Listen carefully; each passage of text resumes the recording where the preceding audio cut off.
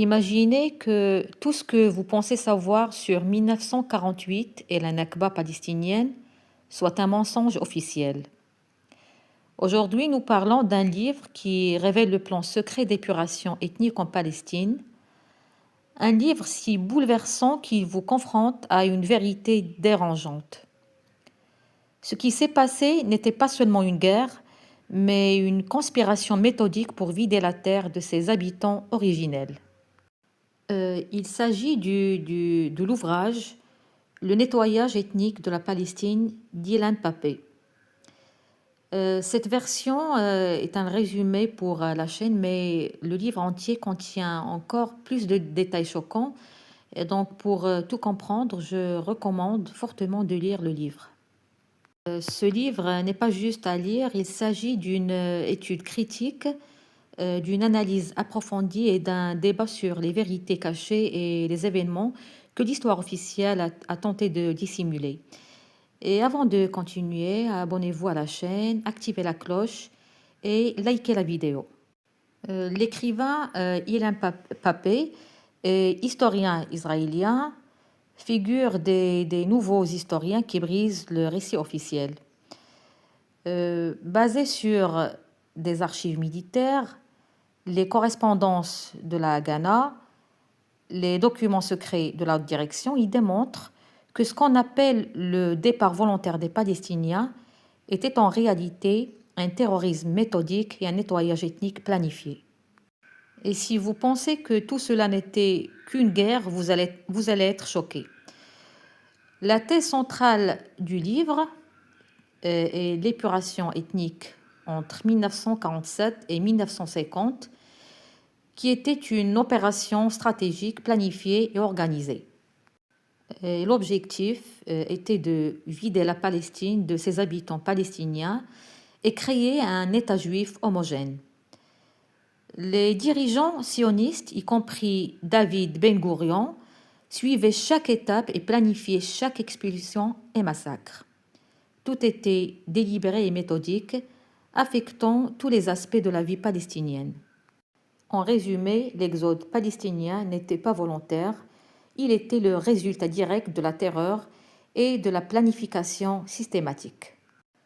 Le premier chapitre du livre parle du plan Dalet, qui est finalisé le 10 mars 1948 et dont les principales instructions étaient l'expulsion forcée des civils palestiniens, la destruction complète des villages, environ 500 villages, et minage des décombres pour empêcher le retour. L'objectif est de transformer la Palestine en État juif démographiquement pur. Et bien sûr, chaque rue, chaque maison, chaque village était planifié pour être vidé ou détruit. Dans le deuxième chapitre, Ilan parle de la consultance, cercle de la haute direction et petit groupe autour de David Ben-Gourion qui utilisent des fiches de village qui sont des bases de données détaillées sur chaque localité, incluant population, ressources, bâtiments, routes, écoles et mosquées. L'objectif est de faciliter les expulsions, la destruction et le minage. Cela montre toujours et clairement que l'épuration ethnique était planifiée au plus haut niveau. La Nakba, ou la catastrophe palestinienne, était traitée au troisième chapitre, où Ilan dit que ce n'était pas juste une guerre contre les armées arabes, mais une agression contre les civils désarmés, massacre et terreur pour forcer l'exode. Deir Yassin, Luda, Ramla, Tantora, Safed et Haïfa. L'objectif est de changer complètement la démographie de la terre. Et chaque étape faisait partie d'un plan de prise totale du territoire et d'élimination des populations autochtones. Les chapitres 4 et 5 parlaient de l'effacement de la mémoire et de la géographie, des stratégies de terreur et des massacres ciblés et aléatoires. Le massacre de Deir Yassin a terrorisé tout le reste des villages, y compris 500 villages qui étaient détruits ou vidés. Les Israéliens changent les noms des Palestiniens pour effacer toute trace de présence palestinienne. Ils détruisent l'histoire, la culture et la langue et l'identité. L'épuration n'était pas seulement physique, mais spirituelle, culturelle et géographique. L'objectif était de créer un climat de peur pour forcer les populations à fuir avant l'arrivée des armées et de détruire des économies locales, des fermes, des sources d'eau et des routes. Et tout cela faisait partie d'une politique pour vider la terre de ses habitants. Au 6e chapitre, Papé traite l'impact psychologique et social de l'exode massif, bien sûr qui a provoqué choc psychologique profond, fragmentation sociale et déplacement des générations, perte des maisons, des biens et de l'identité nationale. Il explique que l'objectif était une guerre contre l'âme avant la guerre contre le corps. Et puis au 7e chapitre, Papé critique les récits traditionnels. Certains historiens, comme Benny Morris, considéraient l'exode comme une conséquence de la guerre.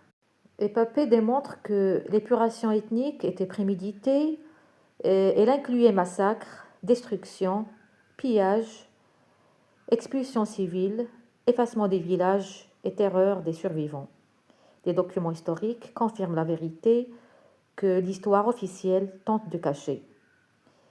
Les faits sont plus puissants que n'importe quel mythe officiel. Le 8e chapitre parle de la responsabilité internationale et Papé pose la main sur le silence mondial face à ce crime qui est une honte pour l'humanité. Reconnaître ces faits est la condition indispensable pour une paix durable. Le droit au retour des réfugiés palestiniens est la clé de la justice. Et sans reconnaissance, toutes les solutions politiques restent illusoires.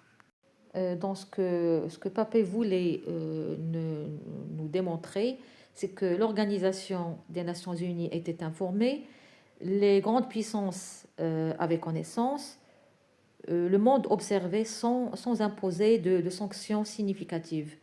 Ce silence n'est pas accidentel, il reflète un choix politique et pas une ignorance. Donc les décisions internationales n'ont pas empêché, mais elles ont permis. Voilà, c'était une petite aperçu sur le livre qui a connu beaucoup de critiques.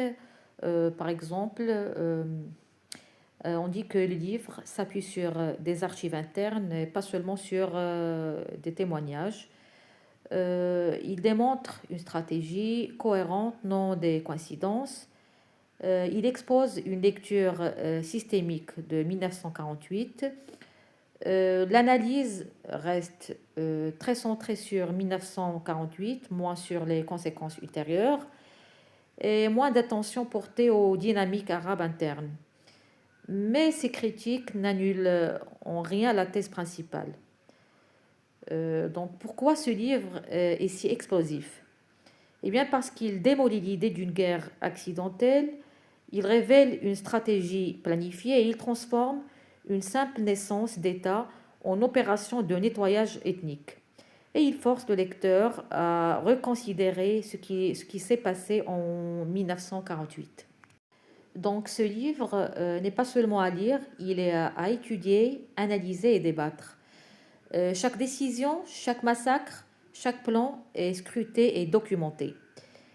La question n'est pas de savoir si le nettoyage ethnique a eu lieu, mais pourquoi le monde continue de considérer ses conséquences comme si c'était une guerre ordinaire. Voilà, si vous êtes arrivé jusqu'ici, abonnez-vous à la chaîne, activez la cloche et likez la vidéo. Partagez ce contenu pour que la vérité circule. La vérité ne se diffuse pas seule. Ce livre est un guide essentiel pour la révéler.